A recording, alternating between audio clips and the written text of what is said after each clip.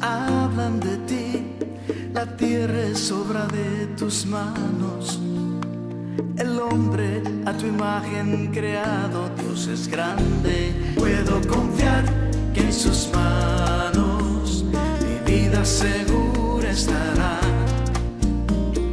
Puedo confiar que en sus manos mi vida segura estará. Sí, Señor, puedo confiar en ti.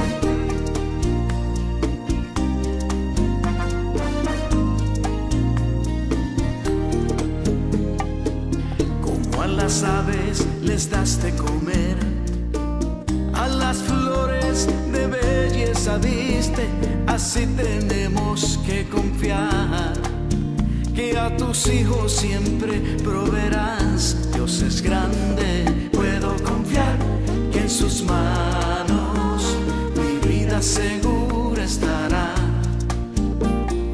Puedo confiar que en sus manos mi vida segura estará.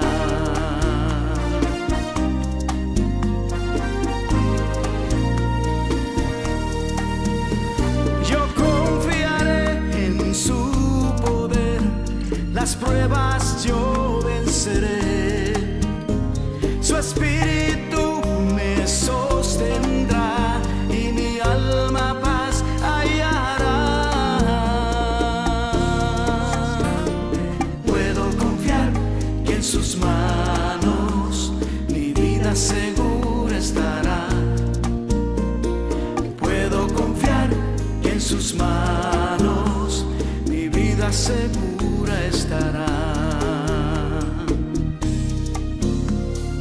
Puedo confiar que mi vida está segura.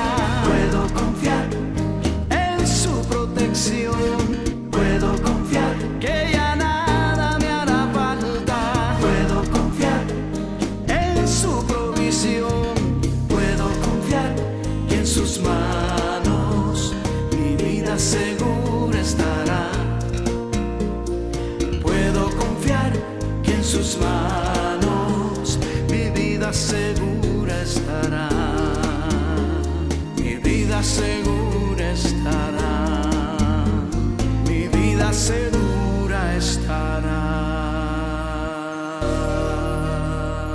Bien, hermanos, muy bienvenidos a esta nueva clase de Tesoros del Cielo. Continuamos con la semana 7, este es nuestro día 2. Seguimos estudiando el tema Conociendo a Dios, y ahora vamos a ver un tema muy importante, que es la adoración que es rechazada por el Señor. Queremos ser adoradores verdaderos, que lo adoren en espíritu y en verdad, y por lo tanto deseamos que el Señor sea honrado, glorificado con nuestra adoración. Así que a veces es bueno, hay estudios que se llaman de comparación y contraste, y este es uno de ellos, porque nos va a comparar con algunos casos que el Señor rechazó, para poder nosotros contrastar nuestro acercamiento a Dios, a ver en qué área estamos fallando y si estamos bien proseguir en fidelidad y obediencia al Señor. Así que es un tema un poco no muy añorado, tal vez, no es un tema que nos vaya a hacer sentir bien, tal vez es una autoevaluación. Acuérdense que la semana pasada dijimos que íbamos a ver un estudio desde una perspectiva comunitaria, ¿verdad? Como iglesia. Sin embargo, podemos hacer evaluaciones individuales a lo que vamos avanzando en el estudio. Así que les ruego un estado de apertura, ¿verdad? Que el Señor nos hable, que el Señor nos enseñe y que Él corrija y nos instruya como solo Él lo sabe hacer. Vamos a ver. Amado Padre Celestial, bendito sea tu nombre, Señor. Solo tú tienes la verdad, Señor. Solo tú puedes hacernos libres, como prometes, Señor. Conocerán la verdad y la verdad os hará libres, Señor. Y sabemos que la verdad es nuestro Señor Jesús. Él es la verdad, el camino, la vida, Señor. Y solo Él nos puede libertar de tradiciones, de nosotros mismos, de pesos de pecado que nos asedian, Señor. Solo Él puede darnos la victoria, Señor, y rogamos que tu Santo Espíritu, Señor, esta mañana se mueva. Señor Jesús, que tu Espíritu, Señor, te glorifique en esta clase, Señor. Padre, examina nuestro corazón, Señor, y ve si hay en nosotros maldad, Señor, y corrígenos, Padre. Te lo rogamos en el nombre de Jesús, nuestro amado Señor. Amén. Amén. Bien, la semana pasada estudiamos que la importancia de lo que entendemos o creemos del carácter de Dios es cómo se va a determinar cómo nos acercamos a Él. Lo que pensemos de Dios es lo más importante de nuestra vida, porque lo que pensemos de Él es lo que va a determinar cómo nos acercamos a Él, cómo lo seguimos, cómo lo obedecemos, cómo lo servimos. Vimos la semana pasada 3 cosas que son adoración.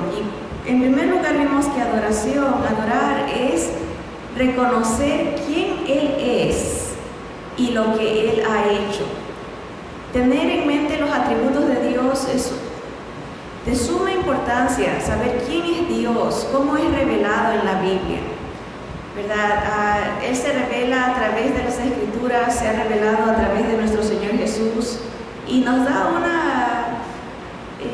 un cuadro completo de cómo es Él, ¿verdad? El Dios invisible revelado, la palabra viviente encarnada, ¿verdad? Todopoderoso, todo saber, todo presente, está en todas partes. Es un Dios que no cambia, inmutable, un Dios perfecto, sabio, ¿no? En todas sus, el reconocerlo a Él es una manera de adorarlo, ¿verdad? Y también reconocer lo que Él ha hecho, como leíamos algunas porciones de las Escrituras. Algún día la alabanza de los que sean salvados durante la gran tribulación va a ser grandes y maravillosas son las obras del Señor, ¿verdad? El reconocer sus obras es adorar al Señor. También vimos que adorar al Señor es acercarnos a Él, ¿verdad? Buscarlo en nuestras diarias actividades.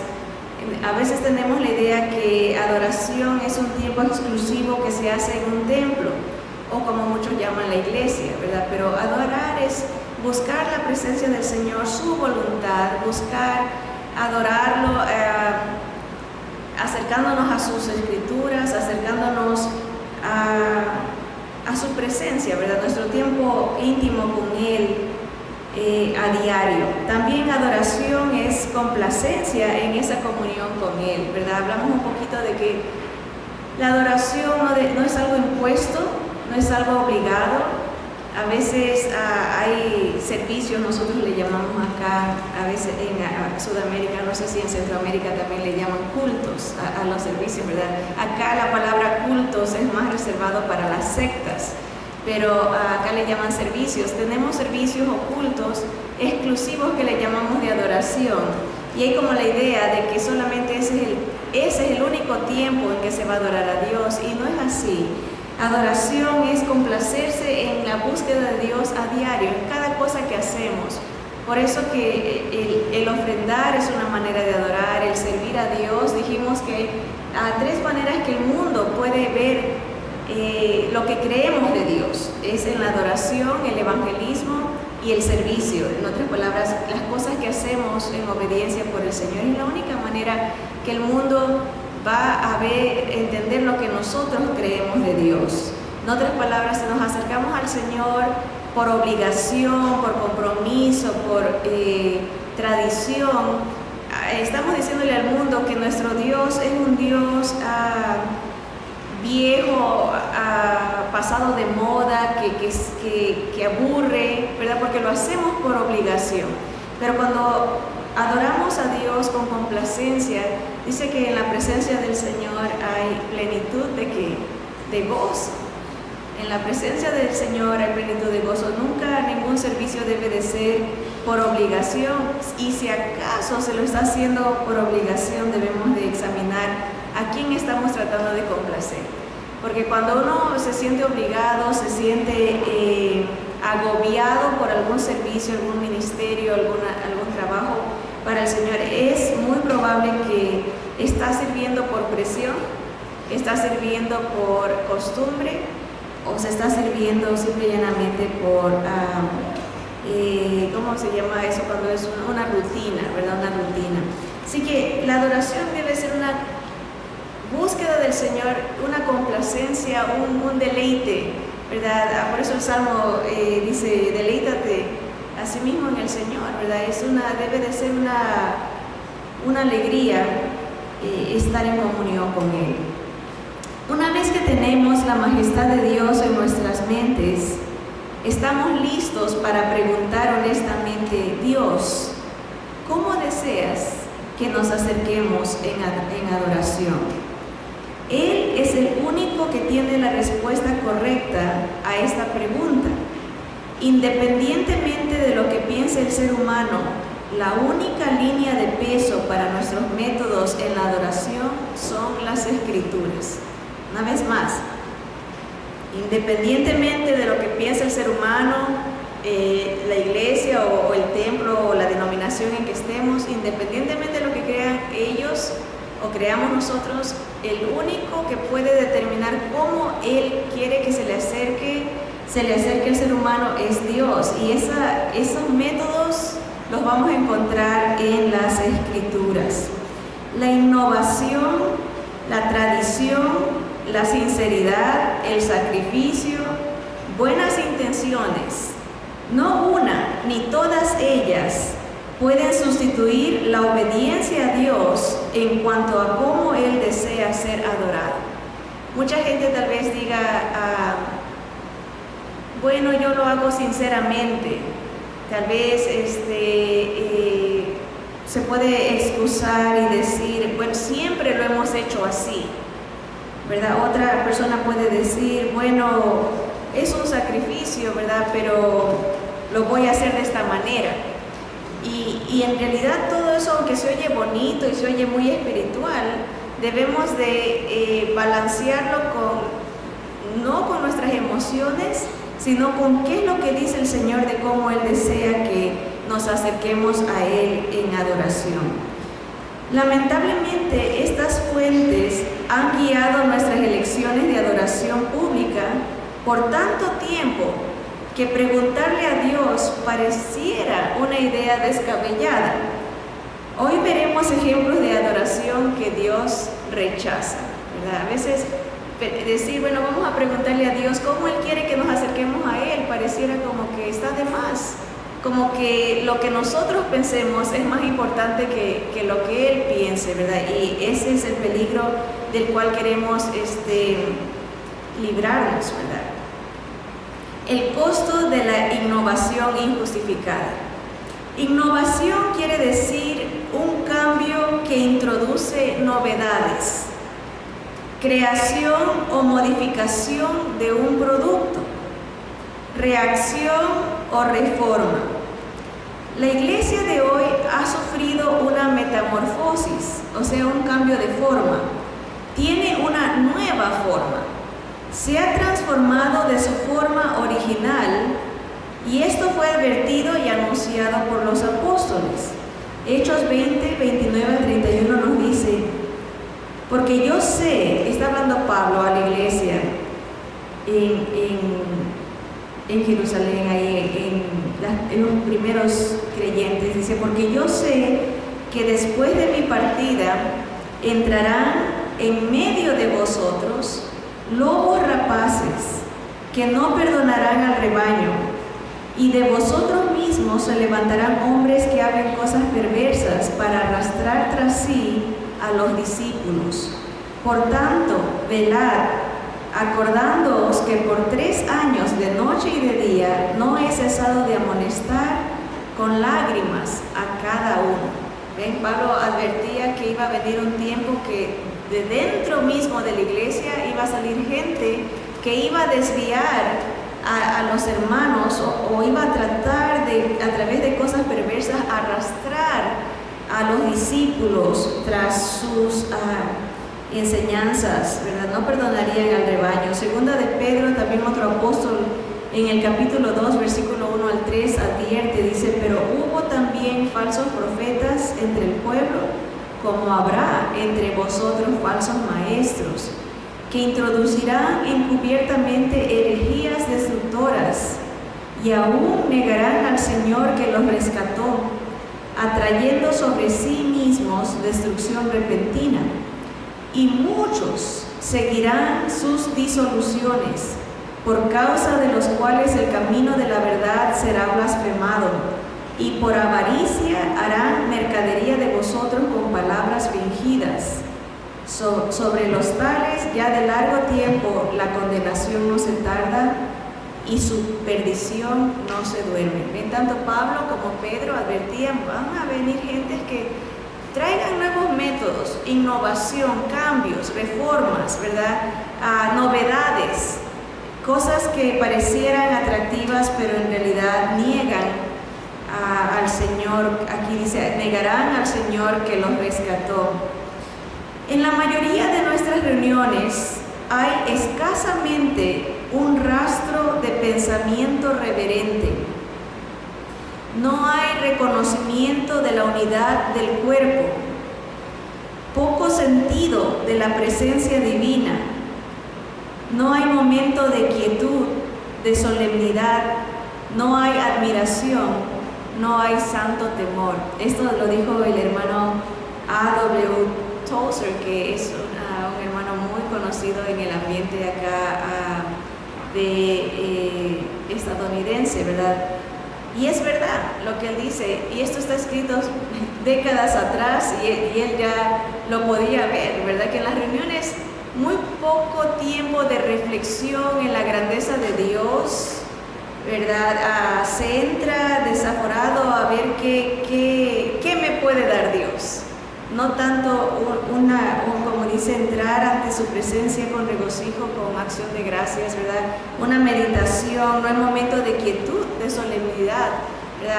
Hay irreverencia, y eso se lo transmite a nuestras siguientes generaciones. Si nuestros hijos no ven reverencia en nosotros, ellos tampoco crecen siendo reverentes al Señor. Crecen entrando a la iglesia como que si entran a su cuarto, ¿verdad? A hacer lo que quieren. No hay una noción de la majestad, la santidad, la perfección de Dios, porque no se lo enseñan, no se lo practican. No hay un pensamiento ni un reconocimiento de la unidad del cuerpo. A veces entramos como individuos pensando como solo yo, que lo que yo necesito, pero no analizamos que somos un cuerpo, el cuerpo de Cristo, y como comunidad, como cuerpo del Señor, tenemos que buscar la honra del Señor, ¿verdad? Esa idea de comunidad, de cuerpo, es tan importante porque nos fomenta la unidad, ¿verdad? Cuando somos, no sé si los países de ustedes, hermanas, lo dicen, en el Ecuador se lo usan. Cuando alguien es egoísta se le llama casa sola. Es una persona casa sola. A veces tenemos esa mentalidad espiritualmente que solo es para nosotros, solo lo que me complace, solo lo que yo necesito, pero no hay ese reconocimiento que somos un organismo. Este fin de semana me tocó asistir a una conferencia le llama la conferencia de profecías de los últimos tiempos, muy interesante, todo lo que tiene que ver con Israel y el mundo cristiano en general. Y algo que mencionaban era que hace varios años atrás, no me recuerdo cuánto, tal vez unas 3 décadas atrás, la iglesia decidió hacer una encuesta, ir casa por casa a preguntarle a la gente qué es lo que le atraería de la iglesia, qué cambios tendría que hacer la iglesia para que la gente pueda venir. Y unos dijeron, bueno, que el sermón sea más corto, y apuntaron, ok, que el pastor no predique tan largo.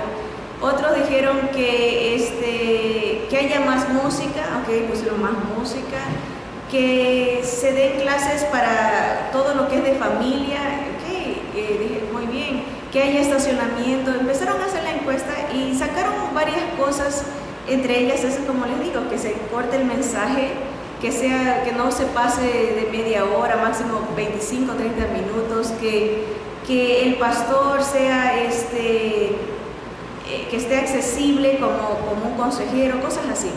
Bueno, después de hacer esa encuesta, la iglesia decidió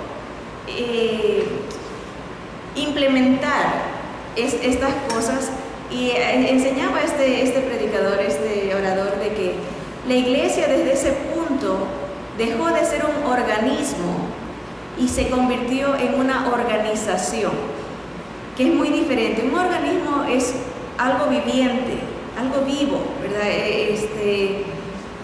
Respira por donde quiera que va. No solamente está encuadrado, enclaustrado en 4 paredes, pero cuando se hacen organizaciones, sí está metido en unas 4 paredes. Entonces la persona pierde la noción, la idea de que somos un cuerpo que representa al Señor donde quiera que estemos, ¿verdad? Y se tiene esta idea de que en la iglesia tengo que portarme bien y afuera es mi vida, que Dios no se meta conmigo, ¿verdad? Entonces es producto. Acuérdense que vendrían influencias malignas, ¿verdad? Vendrían herejías, como dice aquí la advertencia, ¿verdad? Lobos rapaces que no perdonarían al rebaño, porque uno empieza a caer en lo que es importante, la innovación. ¿Qué cambios podemos hacer para atraer a la gente? Como que si el Señor no fuera lo suficientemente atractivo. ¿Qué podemos ofrecer al mundo para que venga? ¿Y saben qué pasa? ¿Qué se hizo? Que el cristianismo se convirtió en una, ¿cómo se llama cuando se quiere hacer gente, reclutar gente? Es hacer adeptos, ¿verdad? Se convirtió eso, el cristianismo, en hacer miembros en lugar de hacer discípulos. ¿Verdad? Que es muy diferente. Una cosa es ser miembro de un club y otra cosa es morir a sí mismo, cargar la cruz cada día y seguir al Señor, ¿verdad? Así que vamos viendo cómo la innovación, el deseo de hacer cambios que dentro de nuestra propia mente son buenos, están con las mejores intenciones, pero no son la forma de adoración que el Señor ha pedido. Cuando Dios rescató a su pueblo de siglos de esclavitud en Egipto, lo hizo en parte para que lo conocieran y lo adoraran. Hay un versículo específico que dice al faraón: deja ir a mi pueblo para que me adore, ¿verdad? Ese era el propósito. A veces pensamos, el propósito es para que lleguen a la tierra prometida, porque siempre aplicamos las escrituras a la conveniencia personal. Dios nos ha salvado porque nos quiere salvar a nosotros. No, nos ha salvado para que seamos para su gloria, no nomás porque quiere salvarnos. Hay propósitos en sus obras, ¿verdad? Y así mismo con Israel, lo libró, lo rescató de la esclavitud para que lo conocieran y lo adoraran. Esto lo podemos leer en las escrituras, pero muy seguido nos asombramos cuando leemos en la segunda parte del Éxodo y el libro de Levítico con cuánto detalle Dios les instruye cómo Él deseaba las cosas. ¿Era esto necesario? Sería la pregunta. Israel había pasado 400 años bajo la influencia del sistema idolátrico egipcio. Leyendo la historia temprana de Israel revela que tenían poco entendimiento y conocimiento del carácter de Dios y cómo debían acercarse a Él. Por eso, desde el Éxodo en adelante, Dios usa muchas herramientas para enseñarles quién Él era, quién Él es. La historia de ellos en el desierto nos muestra a Dios enseñándoles poco a poco su carácter, ¿verdad? ¿Cómo es Dios? Él es un Dios verdadero, cumple su palabra, Él es un Dios justo, Él es un Dios poderoso. Todo esto les iba enseñando a medida que iban en el desierto, ¿verdad? Eran oportunidades para ellos de conocer a Dios y de crecer en la adoración hacia Él. Pero ninguna herramienta fue tan efectiva en las manos de Dios para enseñarle a su pueblo acerca de su carácter como lo fue o fueron los rituales y ceremonias que rodeaban la adoración. Desde Éxodo 25 hasta Levíticos 10, se nos presenta con una incomparable lista de los requisitos de Dios para la adoración nacional, ¿verdad? Lo que vamos a hacer en la siguiente porción de la clase, tenemos porciones muy largas, hermanos. Yo se las he escrito en las hojitas que tenemos disponibles en el Facebook. Si quieren imprimirlas, está bien. Si no, búsquenla en su Biblia. Para los hermanos o amigos que nos ven desde YouTube, los versículos van a salir enlistados para que pueda acompañarnos si acaso no tiene Biblia. Nuestra recomendación es de que busquen estas porciones en su Biblia y en su tiempo personal las estudien con más calma, porque son bastante largas. Pero lo que queremos hacer es enumerar en estas porciones siguientes, en esta particularmente, algunos de los requisitos que Dios tenía para su tabernáculo. Ese era el lugar donde el pueblo de Israel vería la gloria de Dios, donde vendrían a adorarlo. Entonces, pongamos atención a lo que vamos a leer y vaya usted escribiendo lo que encuentra como requisitos que había para el pueblo de Israel en la construcción del tabernáculo. Éxodo 26 del 1 al 14 dice así: harás el tabernáculo de 10 cortinas de lino torcido, azul, púrpura y carmesí, y lo harás con querubines de obra primorosa. La longitud de una cortina de 28 codos y la anchura de la misma cortina de 4 codos. Estamos hablando de más o menos la distancia entre el codo a la punta de un hombre, más o menos como unos 50 centímetros. Entonces estamos hablando 50 por 28, estamos hablando de como 100 serían metros, 28 codos por 4. Dice, todas las cortinas tendrán una misma medida. 5 cortinas estarán unidas una con la otra y las otras 5 cortinas unidas una con la otra. Y harás lazadas de azul en la orilla de la última cortina de la primera unión. Lo mismo harás en la orilla de la cortina de la segunda unión. ¿Okay? Hasta ahorita podemos decir que uno de los requisitos era hacer unas cortinas de varios colores, ¿verdad? Dice que del lino torcido, azul, púrpura y carmesí, morado, azul y rojo. Y tenían que tener estas cortinas unos querubines hechos, tejidos ahí, ¿verdad? Cosidos de una manera primorosa, hermosa. Versículo 5. 50 lazadas harás en la primera cortina y 50 lazadas harás en la orilla de la cortina que está en la segunda unión. Las lazadas estarán contrapuestas la una a la otra. Harás también 50 corchetes de oro. Ahí vemos otra específica instrucción. ¿Qué va a sostener a las cortinas? Estos corchetes de oro, con los cuales enlazarás las cortinas la una con la otra y se formará un tabernáculo. Harás asimismo cortinas de pelo de cabra para una cubierta sobre el tabernáculo, 11 cortinas harás. ¿Okay? Hasta ahorita ya vemos, vamos usando mucho nuestra imaginación, se va levantando esta tienda. Entonces sí van a ser varios metros porque es el tabernáculo, ¿no? De 10 cortinas, ¿verdad? Que sí van a ser sostenidas con corchetes de oro, ¿verdad? Ahora sigamos en el versículo 10. Y harás 50 lazadas en las 6 cortinas aparte y doblarás la sexta cortina en el frente del tabernáculo. Y harás 50 lazadas en la orilla de la cortina al borde en la unión y 50 lazadas en la orilla de la cortina de la segunda unión. Harás asimismo 50 corchetes de bronce, los cuales meterás por las lazadas y enlazarás las uniones para que haga una sola cubierta.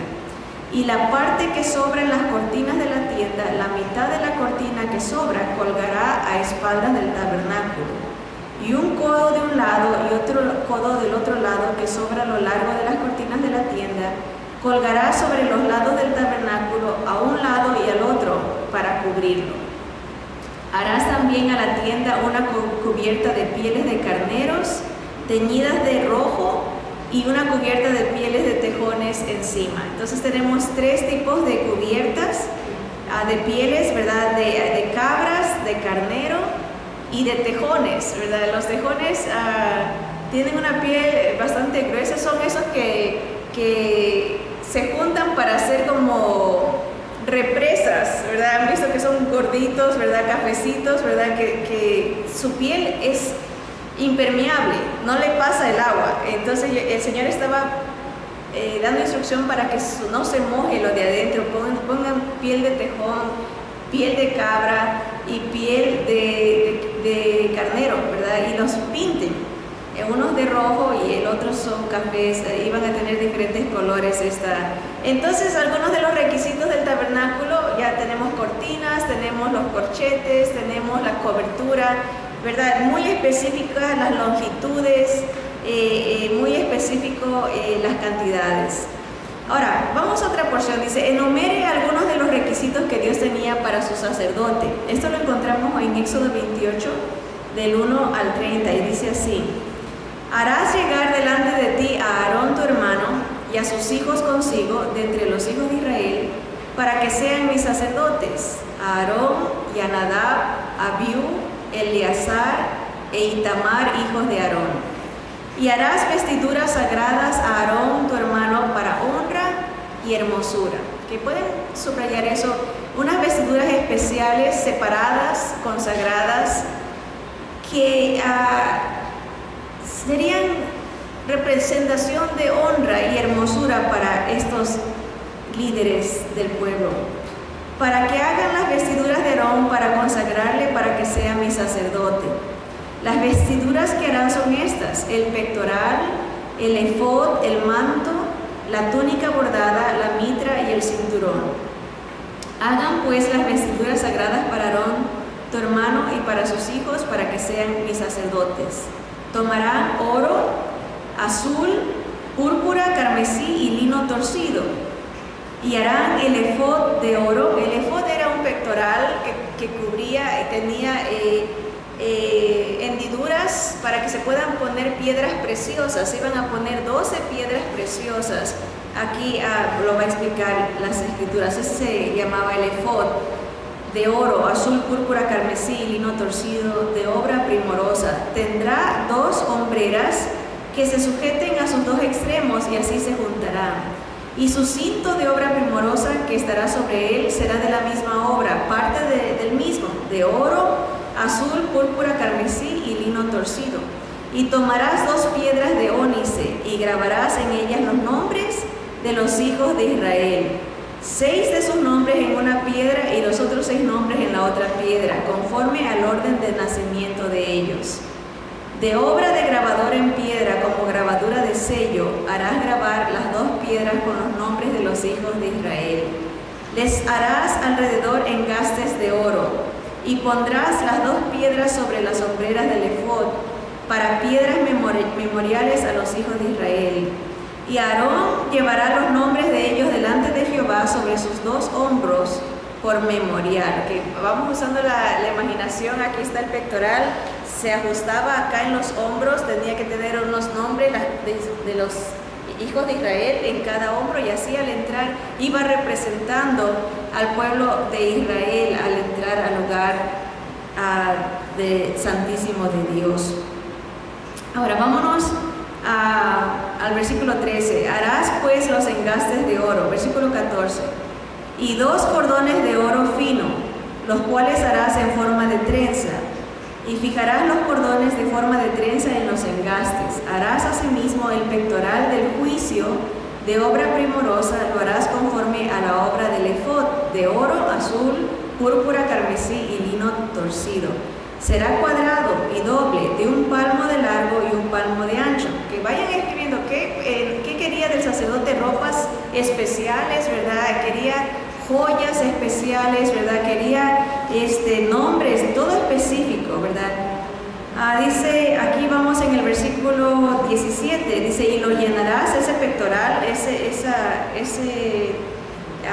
efod iba a estar lleno de pedrería en 4 hileras de piedra.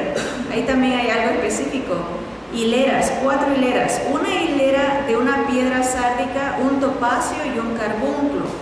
La segunda hilera, una esmeralda, un zafiro y un diamante. Imagínense todas estas piedras hermosas que tenía el efod. La tercera hilera, un jacinto, una ágata y una amatista. La cuarta hilera, un berilo, un ónice y un jaspe. Todas estarán montadas en engastes de oro, y las piedras serán según los nombres de los hijos de Israel, 12 según sus nombres, como grabaduras de sello, cada una con su nombre serán según las 12 tribus. Harás también en el pectoral cordones de hechura de trenzas de oro fino, y harás en el pectoral 2 anillos de oro, los cuales pondrás a los 2 extremos del pectoral. Y fijarás los 2 cordones de oro en los 2 anillos a los 2 extremos del pectoral, y pondrás los 2 extremos de los 2 cordones sobre los 2 engastes, y los fijarás a las hombreras del efod en su parte delantera. Versículo 26. Harás también 2, ¿qué cosa? Anillos de oro, los cuales pondrás a los 2 extremos del pectoral, a su orilla que está al lado del efod, hacia adentro. Harás asimismo los 2 anillos de oro, los cuales fijarás en la parte delantera de las 2 hombreras del efod hacia abajo, delante de su juntura sobre el cinto del efod. Y juntarán el pectoral por sus anillos a los 2 anillos del efod con un cordón de azul, para que esté sobre el cinto del efod y no se separe el pectoral del efod. Versículo 29 dice: y llevará Aarón los nombres de los hijos de Israel en el pectoral del juicio sobre su corazón. Noten el nombre que se le da a este pectoral, aparte del efod era el pectoral del juicio, ¿verdad? Lo iba a llevar sobre su corazón, ¿verdad? Era una responsabilidad del sacerdote representar al pueblo cuando entre en el santuario por memorial delante de Jehová continuamente. Y pondrás en el pectoral del juicio Urim y Tumim. Esas eran unas prácticas de unos palitos que tiraban para ver la voluntad del Señor. Eso se practicaba antiguamente. Se cree que Pedro fue el último que quiso usar esto cuando eligieron al último discípulo. Él quiso sacar suerte, le decían así, pero esa práctica ya no se utiliza en nuestros tiempos. Ahora, dice que iban a estar esos también en el corazón de Aarón cuando entre delante de Jehová, y llevará siempre a Aarón el juicio de los hijos de Israel sobre su corazón delante de Jehová. Entonces vemos bastantes requisitos, uno para el tabernáculo, otro para el sacerdote, en sus vestimentas, en los detalles, ¿verdad? Ahora vamos a ver uno más. Vamos a enumerar algunos de los requisitos que Dios tenía para los elementos usados en la adoración. Ahora, pareciera tedioso pero es importante ver el carácter de Dios en estas escrituras, ¿verdad? Lo específico que es, lo detalloso. Éxodo 30, 22 al 38 dice: habló más Jehová a Moisés diciendo: tomarás especias finas, de mirra excelente, 500 ciclos, y de canela aromática la mitad, esto es 250, de cálamo aromático 250, de casia 500, según el ciclo del santuario, y de aceite de olivas 1 hin. Y harás de ello el aceite de la santa unción, superior ungüento, según el arte del perfumador, será el aceite de la unción santa. Con él ungirás el tabernáculo de reunión, el arca del testimonio, la mesa con todos sus utensilios, el candelero con todos sus utensilios, el altar del incienso, el altar del holocausto con todos sus utensilios, y la fuente y su base. Así los consagrarás y serán cosas santísimas, otras palabras, cosas separadas para Dios solamente. Todo lo que tocare en ellos será santificado, será separado. Ungirás también a Aarón y a sus hijos, y los consagrarás para que sean mis sacerdotes. Y hablarás a los hijos de Israel, diciendo: este será mi aceite de la santa unción por vuestras generaciones. Sobre carne de hombre no será derramado, ni haréis otro semejante. conforme a su composición, santo es, y por santo lo tendréis vosotros. Cualquiera que pusiere un ungüento semejante y que pusiere de él sobre extraño, será cortado de entre su pueblo. Dijo además Jehová a Moisés: toma especies aromáticas, estacte y uña aromática, y gálbano aromático, e incienso puro, de todo en igual peso, y harás de ello el incienso, un perfume según el arte del perfumador, bien mezclado, puro y santo. Y molerás parte de él en polvo fino, y lo pondrás delante del testimonio en el tabernáculo de reunión, donde yo me mostraré a ti, os será cosa santísima. Como este incienso que harás, no os haréis otro según su composición, te será cosa sagrada para Jehová. Cualquiera que hiciere otro como este para olerlo, será cortado de entre su pueblo. Bien, aquí vemos instrucciones específicas también. Una instrucción específica es que ese aceite, ese incienso no podría ser elaborado para otros usos más que para Dios. ¿Cuál fue la respuesta de Moisés y el pueblo? Bueno, Éxodo 39:32 dice que así fue acabada toda la obra del tabernáculo de reunión, e hicieron los hijos de Israel como Jehová lo había mandado a Moisés, así lo hicieron. Eso pueden marcar. Obedecieron, fueron fieles a los requisitos de Dios. Éxodo 39:42 dice: en conformidad a todas las cosas que Jehová había mandado a Moisés, así hicieron los hijos de Israel toda la obra.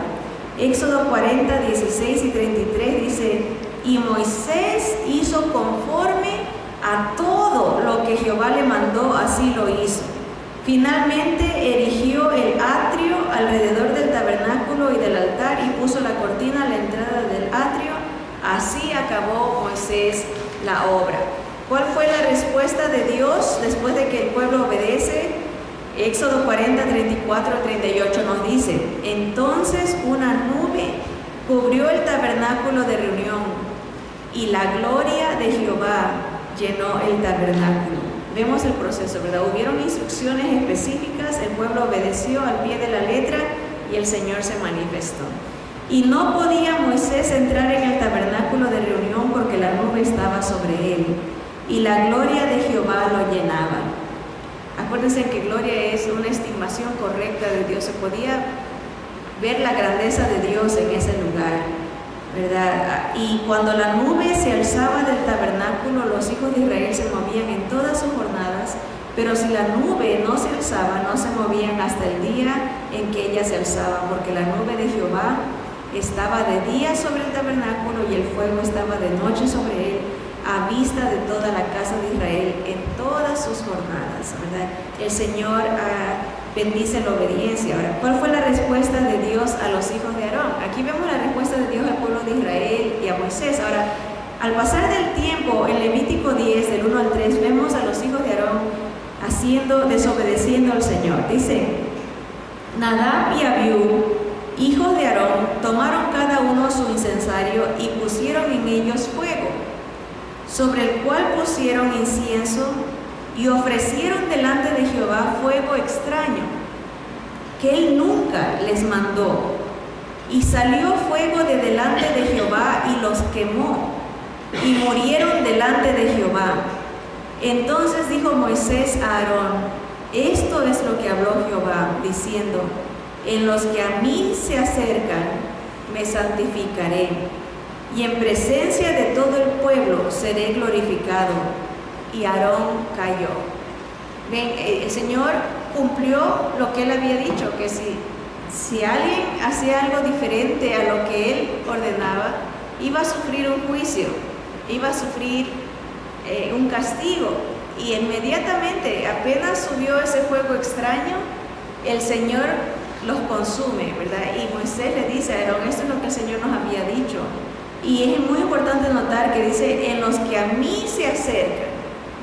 Todos nosotros nos acercamos al Señor. Dice: me santificaré, me voy a separar, voy a hacer una marca de separación con los que se acercan a mí, y en presencia de todo el pueblo seré glorificado. Ahora, cualquiera pudiera decir: bueno, hermana, eso fue en el Antiguo Testamento. Dios en el Antiguo Testamento era Dios implacable, ¿verdad? Era drástico. Así no es Jesús. Bueno, vamos a ver qué pasó con una adoración rechazada en el Nuevo Testamento, que le hemos puesto la máscara inaceptable. Hechos 5 del 1 al 11 vemos a una pareja llamada Ananías y Zafira, su esposa. Dice: pero cierto hombre llamado Ananías, con Zafira su mujer, vendió una heredad y sustrajo del precio, sabiéndolo también su mujer, y trayendo solo una parte, la puso a los pies de los apóstoles. Ahora, no es que haya sido problema que nomás hayan traído una parte. El Señor no es que quiere todo nuestro dinero. El problema era que ellos trajeron parte, pero dijeron que eso era todo lo que el Señor les había dado. Estaban mintiéndole a los discípulos, mintiéndole al Señor, porque querían imitar el proceder de otros hermanos que habían vendido sus casas para dar de comer a los hermanos necesitados de la congregación. Ahora, muy interesante notar que Dios nunca mandó a que la iglesia haga esto. Fue una iniciativa personal de los hermanos, y a la larga, cuando ahí viene, ¿verdad? A veces con buenas intenciones hacemos cosas que Dios no ha pedido y causamos problemas porque ponemos nuestras emociones de por medio. Aquí empezó a haber problema porque empezó a haber competencia. ¿Quién da más? ¿Quién da mejor? ¿Cómo quedo bien con los que me ven? Y Ananías fue víctima de ese corazón orgulloso, y su esposa también, y un corazón mentiroso. Trajeron, habiendo sustraído parte de la venta, y ponen lo que ellos dicen que era todo delante de los pies de los apóstoles. Versículo 3.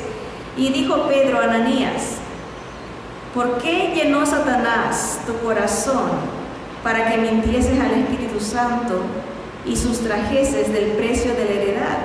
Reteniéndola, ¿no se te quedaba a ti? Y vendida, ¿no estaba en tu poder? ¿Por qué pusiste esto en tu corazón? No has mentido a los hombres, sino a Dios. Al oír Ananías estas palabras, cayó y expiró. Ahí mismo fue el juicio. Y vino un gran temor sobre todos los que lo oyeron.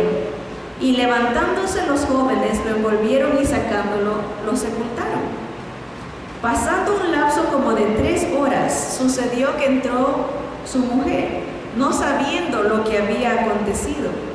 Entonces Pedro le dijo: dime, ¿vendiste en tanto la heredad? Y ella dijo: sí, en tanto. Y Pedro le dijo: ¿por qué convinisteis en tentar al Espíritu del Señor? Puede marcar la palabra tentar, ¿verdad? Hubo una actitud de sabiendo, es la idea. Ellos sabían, conocían al Señor, pero prefirieron implementar su táctica. Dice: he aquí, le dice Pedro, a la puerta los pies de los que han sepultado a tu marido, y te sacarán a ti. Al instante ella cayó a los pies de él y expiró. Y cuando entraron los jóvenes, la hallaron muerta, y la sacaron y la sepultaron junto a su marido. Y vino gran temor sobre toda la iglesia y sobre todos los que oyeron estas cosas. La manera correcta de acercarse a Dios es en humillación, ¿verdad? No lo vimos en la actitud de los hijos de Aarón, Nadab y Abiú. No había humillación. Ellos quisieron hacer lo que ellos quisieron, como ellos quisieron, cuando ellos quisieron. También lo vemos en la actitud de Ananías y Zafira. Traer la ofrenda de adoración como ellos quisieron, cuando ellos quisieron y como ellos quisieron, ¿verdad? Y el Señor no acepta esa adoración Él la rechaza.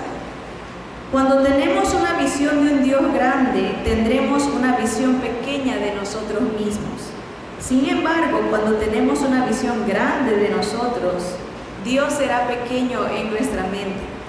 Cuando toda la idea es de vanagloriarnos y decir: mira, si yo no estoy, nadie lo va a hacer, ¿verdad? Si solo yo lo hago bien. Quítense que aquí voy, ¿verdad? Porque si yo no lo hago, Dios no se va a satisfacer. Esa actitud hace que nosotros seamos grandes y Dios se tiene que conformar con lo que nosotros ofrecemos, porque lo que nosotros ofrecemos en nuestra mente es lo mejor. Entonces decimos, oh, qué afortunado es Dios, ¿verdad? Me tiene a mí para adorarlo, me tiene a mí para servirlo. Lo hacemos chiquito a Él. Cuando lo vemos a Él grande, nosotros nos sentimos pequeños. Decimos, ¿cómo es posible, Señor, que me uses a mí? ¿Verdad? ¿Cómo es posible, Señor, que me aceptes? Y sabemos que la respuesta es por Jesús. Te acepto por Jesús, por mi Hijo, no por ti, sino por mi Hijo amado. Ahora, hace poco escuché un ejemplo en esta conferencia. Dice que una hermana fue a una conferencia y salió tan inspirada de esa conferencia diciendo, ahora sé que yo soy especial, ahora sé que lo que yo hago es muy importante. Ahora salió con su autoestima grandísima. Decía, saliendo de esta conferencia, yo sé que mi propósito, yo sé que Dios me necesita. Así se le acercó diciéndole al pastor, ¿no? He salido inspirada porque esta conferencia me ha ayudado a ver cuán importante soy yo. Y el pastor decía que toda conferencia nos debe de llevar a ver qué grande es el Señor y qué tan pequeños somos nosotros. Llevarnos a entender que es por humildad, ¿verdad? Por eso solo los humildes arrebatan el reino del cielo, porque reconocen que necesitan un Salvador. Solo un humilde acepta que no tiene nada que ofrecer, que todo viene por Dios, que todo es bendición de Dios, ¿verdad? Y esa debe de ser nuestra, esa es la adoración que el Señor acepta, ¿verdad? Un corazón humilde. Miren lo que dice el Salmo 51. Ten piedad de mí, decía el rey David, oh Dios. Este salmo lo escribe después de haber pecado, haber adulterado y asesinado. Dice, ten piedad de mí, oh Dios, conforme a tu misericordia. Conforme a la multitud de tus piedades, borra mis rebeliones.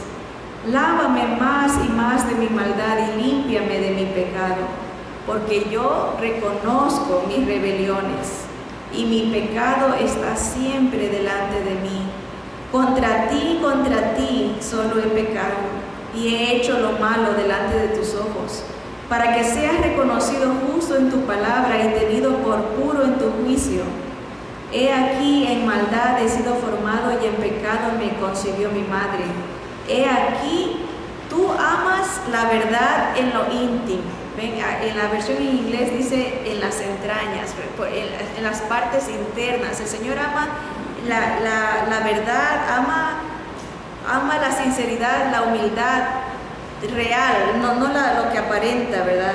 Dice, y en lo secreto me has hecho comprender sabiduría, ¿verdad? Esa búsqueda de Dios, adoración y nuestra vida personal hace la diferencia de que si en realidad estamos adorando a Dios o no, porque si públicamente sí lo buscamos, pero íntimamente no, habla mucho de que es más una pantalla. Eso es lo que estamos hablando aquí, que la máscara inaceptable de la hipocresía, ¿verdad? De una adoración falsa. La adoración es vertical, o sea, así, ¿verdad? No es horizontal, que yo adoro para que me vean. O adoro si los demás adoran, sino yo adoro, es Dios, yo para Dios. Cuando Dios es pequeño, el enfoque serán las necesidades y no Él. Repito, cuando Dios es pequeño, o sea, en otras palabras, lo queremos influenciar, manipular, lo queremos dirigir, trayéndole solo necesidades y no adoración. Esa sería la idea. No es que el Señor conoce nuestras necesidades, pero por eso el Señor Jesús nos instruyó que cuando oremos, digamos, Padre nuestro que estás en los cielos, santificado sea tu nombre. Es lo primero, separar el nombre de Dios, eres especial, eres único, eres santo, santificado sea tu nombre. primero tú, venga tu reino, primero tú, sea hecha tu voluntad, primero tú, ¿verdad? Y después, danos el pan diario de cada día, ¿verdad? Primero Dios, primero Dios. Por eso, si nuestro enfoque está un poco alterado, primero nos vamos a enfocar en nosotros, en nuestras necesidades y no en Él. El yo nos lleva a pensar cómo acomodamos el sermón para nosotros, cómo acomodamos las oraciones para nosotros, cómo acomodamos las actividades para nosotros. Cuando el reenfoque en Dios cambiará nuestro proceder y nuestro pensar. ¿Cómo, si yo enseño la palabra de Dios, cómo este mensaje va a glorificar a Dios? A veces tenemos lo que en inglés se le llama agendas. Los líderes, especialmente, hablo a los predicadores, a los maestros, queremos aplicar el mensaje a alguien específicamente en la congregación. Y empezamos, este tiene este problema, le voy a buscar esta predicación que le quede exacto a él, ¿verdad? Ese es acomodar el sermón al yo. El sermón tiene que exaltar a Dios y Dios es el que se encargará de cambiar el corazón de la persona. Nosotros no podemos cambiar a nadie, ni a nosotros mismos. Necesitamos de Dios para que Él nos cambie, ¿verdad? Y a veces acomodamos los sermones al yo, acomodamos las oraciones al yo, acomodamos las actividades al yo. ¿Qué quieren, hermanos? ¿Comida? ¿Qué quieren? ¿Qué quieren? Actividades de contentamiento, y está bien. Primero Dios, ¿verdad? Primero Dios y después lo demás. El reenfoque en Dios cambiará nuestro proceder y nuestro pensar. Marcos 7:6 dice el Señor respondiéndole, Él dijo: hipócritas, bien profetizó de vosotros Isaías, como está escrito: este pueblo de labios me honra, mas su corazón está lejos de mí. Qué triste, ¿verdad? Para Dios tener que decir esto de sus hijos, del pueblo de Israel. Hacen todo lo que se ve como espiritual, las rutinas, los sacrificios, hacen todas las ofrendas, al pie de la letra cumplían los requisitos, de labios me honraban, pero de corazón están lejos, ¿verdad? Ni siquiera piensan en mí, ¿verdad? Y eso por eso el Señor dice: yo amo la verdad en lo íntimo. Si somos adoradores, adoraremos al Señor en lo íntimo, no cuando otros nos animan. Y en eso, hermanas y hermanos, yo soy un fuerte apoyadora de esto, que uno debe de aprender y crecer en el Señor, a depender del Señor solamente. A veces cuando estamos enfermos, queremos que otros estén al pendiente de nosotros. Cuando estamos pasando necesidades, que estamos al pendiente de nosotros, y está bien que nos preocupemos los unos a los otros, pero no debe de ser el indicativo: si nadie se preocupa por mí, entonces me olvido de Dios. Nunca. Dios es primero. Déjeme quien me deje, decía David: si mi padre y mi madre me dejaron, con todo el Señor me recogerá. Crecer en madurez de tal manera que no importa si nuestros líderes fallan, no importa si el vecino falla, yo sigo adelante con el Señor. No importa si mi pareja falla, no importa si mis hijos fallan, yo sigo adelante con el Señor. Porque es una relación personal, eso es lo que está diciendo. El pueblo como nación falló.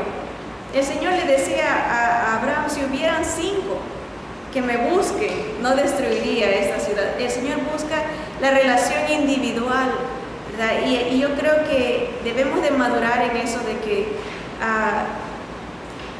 crecer en la fortaleza del Señor, en no ser fácilmente doblegados por las circunstancias, ser firmes y adelante en el poder del Señor, en el poder de su fuerza. Juan 4, 23 y 24 dice: mas la hora viene, dijo Jesús, y ahora es, cuando los verdaderos adoradores adorarán al Padre en espíritu y en verdad. Espíritu y verdad. Noten que ese espíritu no es con E mayúscula, sino el espíritu nuestro. Y en la verdad del Señor. Con todo tu corazón, con toda tu alma, el espíritu nos conecta con el Señor, ¿verdad? Dice que la carne, el espíritu está dispuesto, pero la carne es débil. Nosotros debemos de adorar con el espíritu, que no se sobreponga nuestra carne, sino el espíritu y la verdad del Señor. Dice, porque también el Padre tales adoradores busca que le adoren. Dios es espíritu, y los que le adoran en espíritu y en verdad es necesario que adoren. Padre amado, Señor, venimos delante de tu presencia, Señor, humillados porque cuánto te fallamos, Señor, cuántas ofrendas y sacrificios y demostraciones que se las llevará el fuego, Señor, porque toda obra pasará por fuego, dice tu palabra, y lo que fue sembrado en madera, heno y hojarasca será quemado. Pero lo que se ha sembrado para tu gloria, Señor, para tu honra, para tu alabanza, para tu magnificencia, Señor, permanecerá. Y toda esa obra, Señor, esos premios serán regresados a ti, Señor. Para eso trabajamos, para eso no desmayamos, Señor, para traerte más gloria y más honra, porque tú eres digno, Señor, de todo loor. Entendemos, Señor, con cuán paciencia y cuánta misericordia nos ves, Señor, a través de Jesús. Porque como dice tus escrituras, si no fuera por tu bondad, ya hubiésemos sido consumidos. Lo hemos visto, Señor, con los hijos de Aarón, con Ananías, con Zafira, Señor. Tú eres un Dios santo, perfecto, que no puede ser burlado, Señor. Tú conoces y escudriñas los corazones. Tú ves las actitudes, las motivaciones. Tú dices que los ojos altivos tú odias, Señor. La lengua mentirosa, los ojos altivos, las manos derramadoras de sangre inocente, Señor. Eso es las murmuraciones. Eso son las críticas, Señor. Tú odias eso, tú odias, Señor, los pies presurosos a correr al mal, Señor, y ¿cuántas veces hacemos estas cosas, Señor? Amparados en tu gracia, Señor. Pero como dice Pablo, Señor, ¿qué acaso pecaremos para que sobreabunde la gracia? De ninguna manera. Daremos cuenta, Señor, y sabemos, cúbrenos, Señor Jesús. Que Dios Padre vea tu perfección, que el Señor vea tu obra perfecta, Señor, para que te podamos adorar en espíritu y verdad, Señor, de corazón real, verdad, sin hipocresía, Señor. Bendícenos, ayúdanos, recibe nuestra alabanza, Señor, diaria, Padre. Te lo rogamos en el nombre hermoso de nuestro amado Señor Jesucristo. Amén, amén.